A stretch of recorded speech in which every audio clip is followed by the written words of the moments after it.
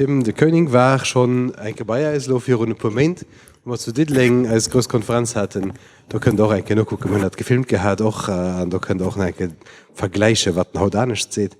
Ich arbeite beim VIAS-Institut an der Belge, das ist von den größten, oder das größte Institut, was sich um Mobilität kümmert, an der Belge. Und wir haben ihn invitiert, für hier über ein Projekt zu schwätzen, den ISAC heißt. Das ist ein europäisches Projekt, das was 4 partners, right? For the ISAC project. How many partners were in there? We were 5 partners, if I'm not mistaken, yes. Ja. Okay, es waren 5 Partner, die dort geschafft haben. Und das Ziel war, ein Tool zu schaffen für Gemengen, für sich die Aktivmobilität zu kümmern, für die besser können zu organisieren an der Gemeng. Und das wird heute präsentiert vom Tim. You didn't understand a word, but I said just nice things. Okay? That's what I was assuming and hoping. Thank you. By the way, is there a pointer here? Yeah, there is a pointer. Otherwise, I will need to repeat everything from my head, and that would be probably a bit of a problem for me and for you as well. But in the meantime, very shortly, there it is, thank you. Very shortly, as indicated, I'm Tim de Ceunynck from VIAS Institute, Belgium. We are the largest institute working on road safety and mobility in Belgium, for those of you who don't know us. And I'm very happy to be here today to present some of our recent insights on active modes of urban transportation. So I'm very happy to be, let's say, the final supporting act for the real headliner today, Ms. Thornson. So, yeah. So the ISAC project, we basically focused on 2 things. We did 2 major sub-projects, you could say. First of all, we designed a web tool. It's called Pet Bike Planner. And it is a tailor-made tool. It will give you, if you work for a city, it will give you tailor-made recommendations on how you can stimulate safe walking and cycling in your city. So it will take account of the characteristics of your city, and based on that, it will automatically generate what we think are the best measures for you to stimulate walking and cycling. So that was one major part of the project.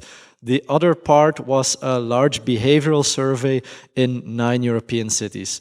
And I will very briefly talk today about both of these elements. So to begin with, the Pet Bike Planner web tool. Those of you who have their phone or their laptop with you, if you have connection to the internet, you are more than happy to follow on your own device. It's freely available, it's smartphone friendly, so you can do that. I'm probably the only speaker who really encourages the audience to play with their phone while talking, but okay. So the website is www.petbikeplanner.eu. And then you will get a very nice introduction screen, and from that you can continue. So what is the first thing that you will see? Well, first of all, you will need to make a choice whether you want tailor-made recommendations or whether you want to use the tool as sort of a library or a repository. So if you're following on your app, it's the recommended measures option that you need to select first. And then you get to this screen that you can see here. So it will basically allow you to either select an existing city from our database or to create your own city. Well, I mean, don't create your own city, it's not SimCity, but I mean, if your city is not in our database yet, you can add it and you can fill in the information yourself. But it is always good to check first if the city is not by any chance already in our database, because we have more than 1,100 European cities already there. And basically what the tool does, it uses input on the characteristics of the cities, as I said, to give tailor-made recommendations. But for that, we need information on something like 15 input variables that describe the city. So it describes the existing infrastructure, it describes the density, your population, is it like wealthy population, is it a young population, is it highly educated, and so on and so on. And for most cities in the database, you will see that there is already part of the data filled in. Very conveniently today I chose Luxembourg as my example city in the slide. And as you can see from the print screen, some of the information is already there, like the first two variables. I can't read them myself from here, but it's about the inhabitants, if I'm not mistaken. They're already filled in, the information is there. And then the ones that are in orange, that information is missing. So it was not present in our database yet because we imported an existing European database. But you have two options. Either you are happy with the information that is there and then you can just continue. The tool can handle all the missing data. Or you spend a few minutes to try to figure out what information is missing and how it works for your city. So, and you can complete the information. Of course, the more complete the input data, the better the tailor-made recommendations will hopefully be. And once you have filled in all the information about your city, first you get something that I skipped. It's like a trigger that will tell you how well you are doing in terms of walking and cycling share at the moment. I excluded it because in the database there was no data on the actual walking and cycling share for Luxembourg, so the tool couldn't really calculate it. But it will tell you whether you are doing well, whether you are among, the top percentage of performers, or whether you still have, let's say, some room for improvement. So this is for Luxembourg, based on the available input data, the list of recommendations that we get. So you have a list for cycling measures, and you also have a list for walking measures. So you can switch the tabs to go to the walking measure. And for instance, for cycling, now it comes to my mind that it would obviously have made more sense that I showed you the tab on walking, but today I'm talking about cycling and walking. So I'm very sorry that I didn't include the walking tab. So as you can see, one of the measures, for instance, that our tool thinks would be a very nice thing for Luxembourg to encourage cycling is ITS for bicyclists. Now what you can see is that each of these measures, it has some labels, right? So some of the tools say, okay, this is a measure that is low cost, or this is a measure that also improves safety. So it doesn't only stimulate cycling, but it also improves safety, and so on, some tags. You can use these tags as well. I will get to that later. But what is quite important to know now, if you click on the magnifying glass, you will open, in fact, a fact sheet. So each of the measures has a fact sheet behind it. And that fact sheet will give you, in a very user-friendly and accessible format, the most basic information that you need to implement this in your own city. And it will also give you references to more detailed documents if you get into the later stages of implementation.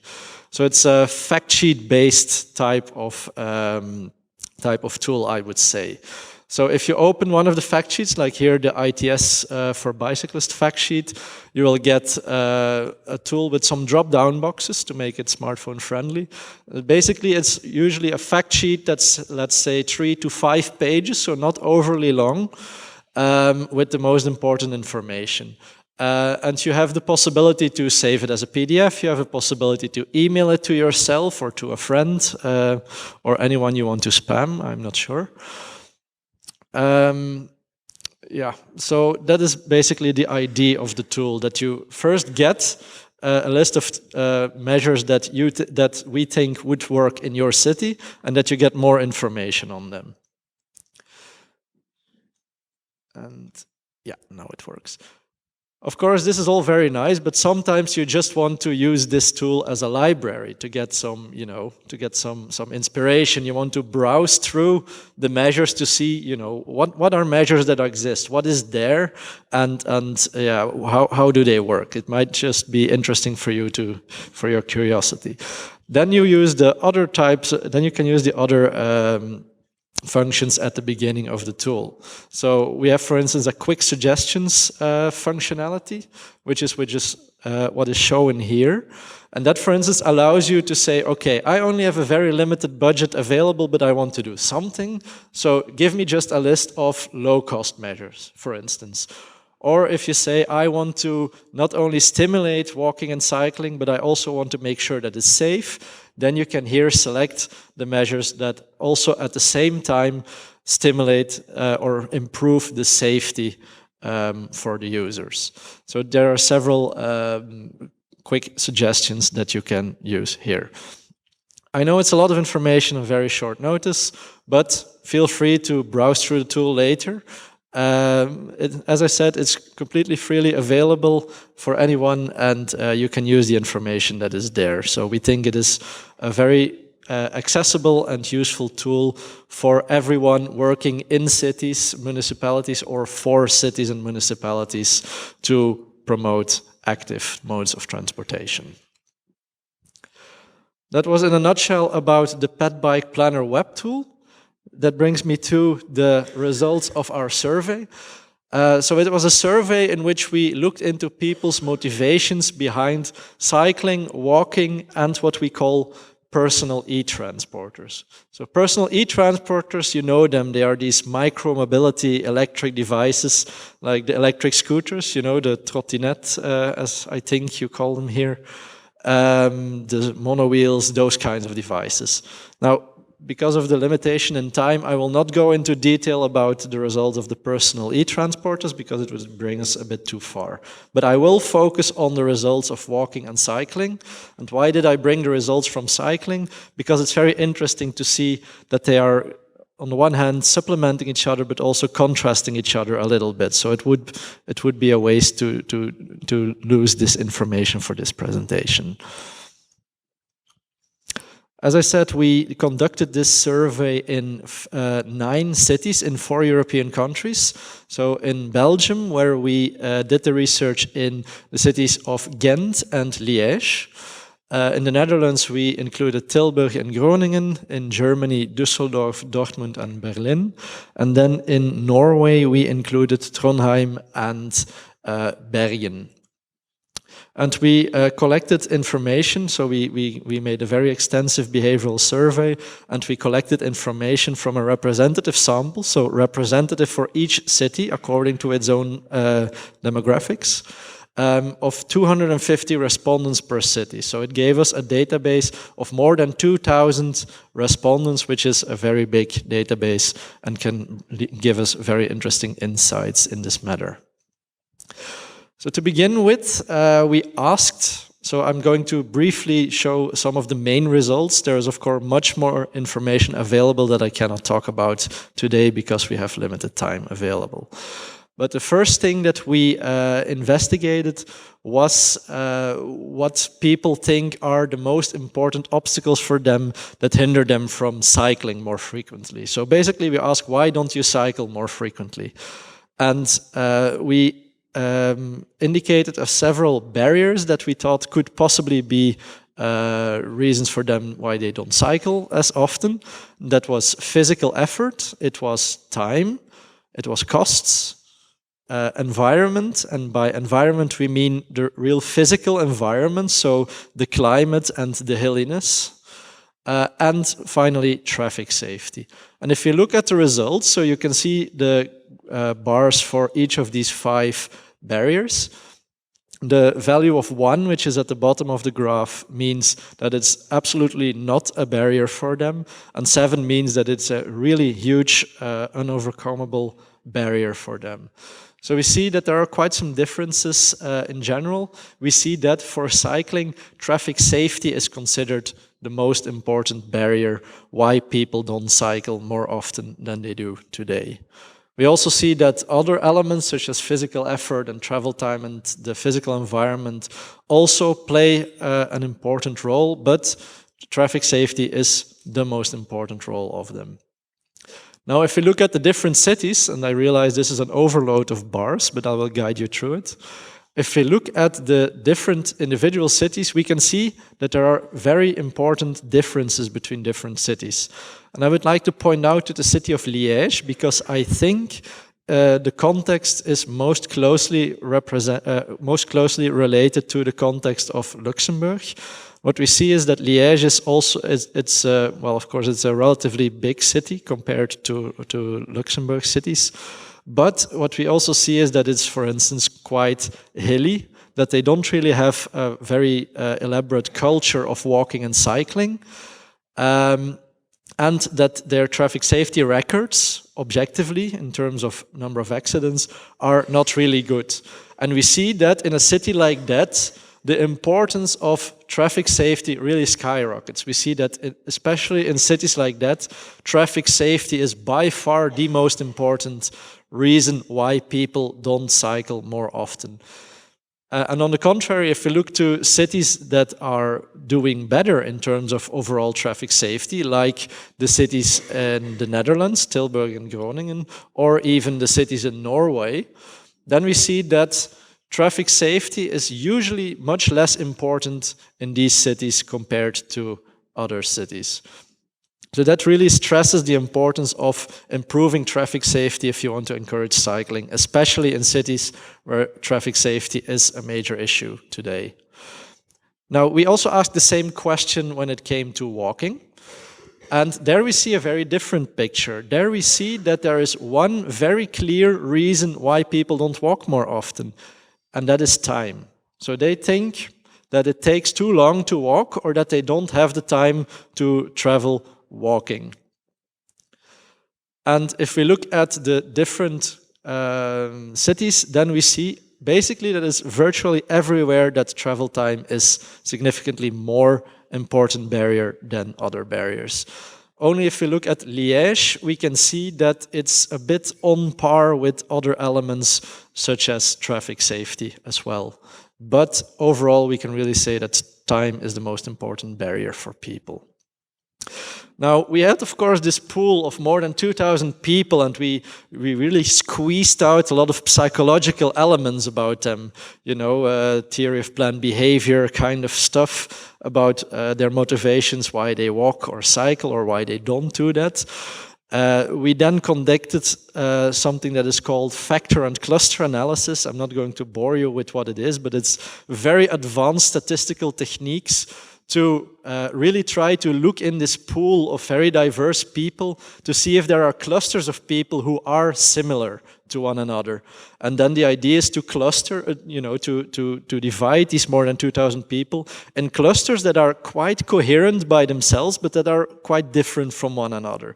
So very advanced statistics. And what did we find? There are two types of people. So very advanced statistics to come up with the conclusion that there are just two types of people. And it turned out that these people are what we could call pro-cyclists, which is 56% of our sample, and I call them not pro-cyclists, which is 44% of the people. I wouldn't call them anti-cyclists because it's not that they're against cycling, but they are much less in favor of cycling and much less doing so. Now, what does this tell us? Basically, this tells us that people have more variation in their psychological determinants when it comes to cycling. So that means that people have a more strong opinion or feelings when it comes to cycling. I mean, you like it or you don't like it, but people are quite strong about that. On the other hand, when it comes to walking, we see that people are less diverse in terms of walking when it comes to that. We can't really find like you know, pro-walking versus not pro-walking clusters. So, and that relates to what one of the earlier speakers already pointed out. You know, everyone is a walker. Everyone walks, even if it's just to their car. But not everyone cycles. There's a surprisingly high amount of people who perhaps haven't touched a cycle in 10 years or so. And that's probably what is behind this finding. Now, if we look a bit more into the characteristics of these two clusters, then it becomes interesting. So to begin with the pro-cycling cluster, what we see there, quite obviously, of course, more Dutch people. Dutch people are born on a cycle, they say, and obviously they end up much more likely in this pro-cycling cluster. On the other hand, we see that in cities like Bergen in Norway and Liège, there are much less people who are pro-cycling. We also see that there are more young people. So young people tend to be more in favor of cycling than older people. We also see more men in this cluster. We see that they're generally higher educated. And perhaps the most surprising finding, we see that this cluster is not more pro-environmental. So it seems that they don't really like cycling, because it's so nice for the climate and, we are being so green and everything. Maybe they do think that's important, environment, but they are not more or not less pro-environmental than the people in the non-pro cycling cluster. So it's not that they cycle just because they think it's important for the environment. We also see that people in the pro cycling cluster, they also, make use of all kinds of what we try to avoid calling, but I will call today alternative modes. So all the non-car modes, like of course cycling, but also walking, also using mopeds or motorcyclists, taxis, public transport, and so on. All these modes are used more frequently by people in the pro cycling cluster. We also see that they have more subscriptions to public transport, to car sharing systems, where you have cars that you can temporarily rent but don't own, cycling sharing subscriptions, and so on. And finally, we also see that people in the pro cycling cluster do not have a different driving license ownership compared to the other cluster. So again, it's not that they cycle because they don't have the option to drive a car. They do. They have they have the same amount of driving licenses. There is a slightly lower car ownership in this group, but it's only a few percentages. So it's also not really that they are really captives in this group. And more often they identify themselves as what we call occasional car drivers or car passengers, so that they use the car now and then, but not on an everyday basis. If we compare the obstacles between these two clusters, then we see that for the non-pro cycling cluster, the physical effort is a bigger barrier than for people who like cycling. So the physical effort you need to transport yourself by a bicycle is more important as an obstacle for them. Travel time for cycling is the same for both groups. So they consider it an equally important obstacle, hindering them from cycling more often. When it comes to costs, we see that this is for the pro cycling cluster a bigger obstacle than for the people in the non-pro cycling cluster. Now, at first we found that a bit surprising, but what we believe that at least partly explains this is that we think that people who are already pro cycling, they already cycle more often, and probably they do have the feeling that they already cycle more or less as often as they can. And if they want to cycle more often, that perhaps they will need to invest in a new or a more expensive bike. For instance, if they want to bike further, that they need to invest in an electric bike or in a cargo bike or things like that. We think that might be underlying here. We see that the physical environment then is more important as a barrier for people in the non-pro cycling cluster. And last but not least, we see that especially the non-pro cycling cluster considers traffic safety as a really major obstacle. So they consider it, this is the barrier that differs most strongly between these two clusters. So traffic safety is what really keeps these people who are not that much in favor of cycling from cycling. And we tried to measure what affects people's intention to use the bicycle or to walk more frequently. And then we came to a quite well-known theory, which is called the theory of planned behavior. It's very well validated in mobility research. And it basically says that there are three important elements that affect your intention to use a transport mode. It is attitudes, so what you think of that transport mode. It is norms, and norms means what you think other people think is about this mode. So, for instance, what you think your parents or your friends or your colleagues think about cycling. That is what we consider under norms. And finally, perceived behavioral control means your own confidence to be able to do so. Do you feel confident riding your bicycle in your city? So if we identify these links, or if we look at their strength, we see that the perceived behavioral control has a link with the intention to cycle, but it's not very strong. You know, this number ranges from 0 to 1, and here it's just 0.15, so it's not a very strong relation. If we look at the norms, we see that's a bit more important. So what your significant others think about cycling seems to be a bit more important for your intention to cycle than your own confidence in cycling. And finally, we see that by far the strongest link with intention to cycling is attitudes. So if we want to encourage cycling, we really need to work on the attitudes. We need to make sure people perceive cycling as, you know, an efficient, a cheap, a sustainable mode of transport. So we need to work on what people think about these modes. And then if we look at the next slide, maybe you haven't even noticed that I switched slides, but this is the validation of the model for walking.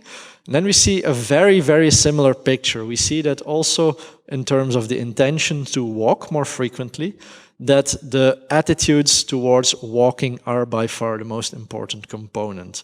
So this really emphasizes that we need to encourage walking in various ways.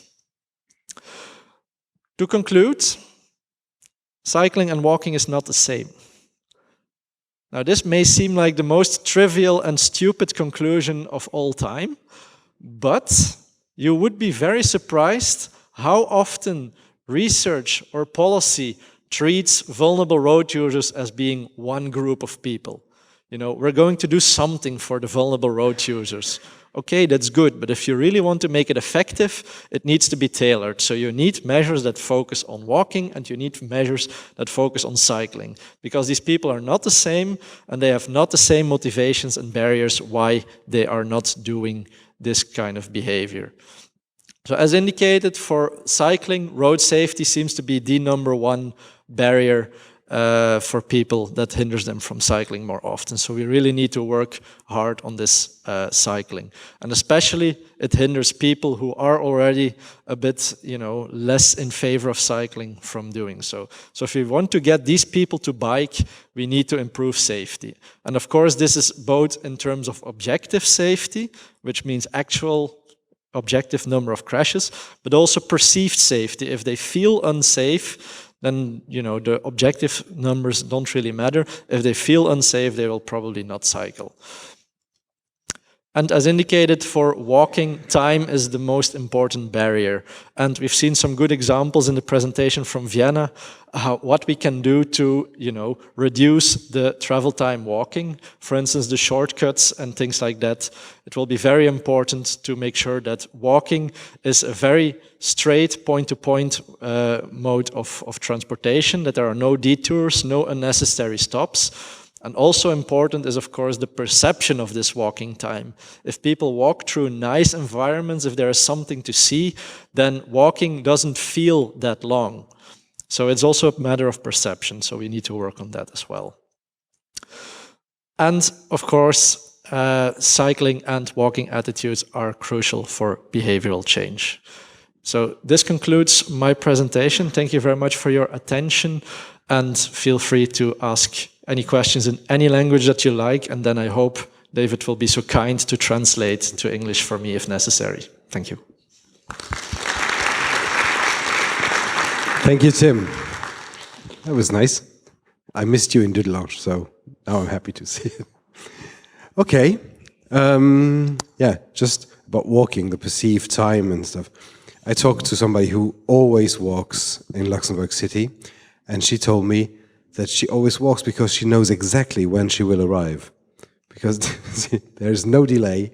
She always has the same time to be calculated in, so she starts at the right moment and she arrives at the right moment, which is good.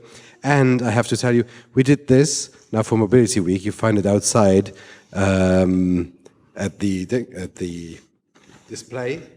We did a plan from Luxembourg City, starting at the Gare Centrale, with the time you need to get somewhere in the city. So you can find your way in the city and you know exactly how much time you have to take to get there. And we thought it would be a nice thing to do this for Mobility Week with Walk With Us. so everybody can get his copy outside. We have more at work. If you need one, just call us. We can give it to you. Now, questions for Tim. Frauen und Tim. No? If there aren't any, that would be nice. We just go on. If you have a question later on, you can always ask him. You stay for dinner. Yes, of course. Lunch. Of course. Okay, good.